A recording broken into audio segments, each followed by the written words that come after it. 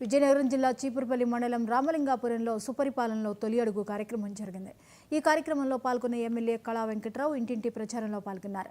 మాజీ సీఎం జగన్మోహన్ రెడ్డికి రాజకీయ నాయకుడిగా వ్యవహరించే అర్హత లేదని వైసీపీ నాయకులు అలజడులు సృష్టించి రాష్ట్రాన్ని భ్రష్టు పట్టించేలా వ్యవహరిస్తున్నారని కళా ఆరోపించారు.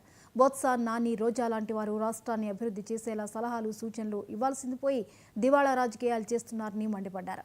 జగన్ మరోసారి అధికారంలోకి వస్తే రాక్షస పాలన తప్పదు. ఈ విషయంలో ప్రజలంతా అప్రమత్తంగా ఉండాలని కళా కోరారు.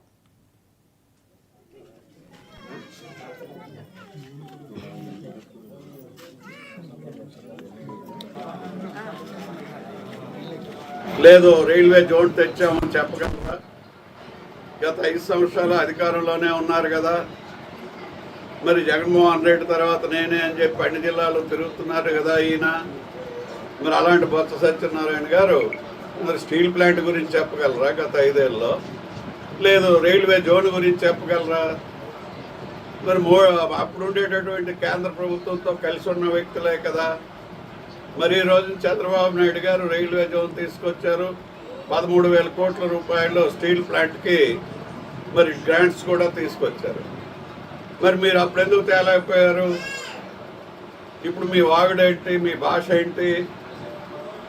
ప్రజలు హర్షించే భాష కానీ, సభ్య సమాజం తలదించుకునేటటువంటి భాష కానీ మీ పేరున అని వాడుతున్నాడు.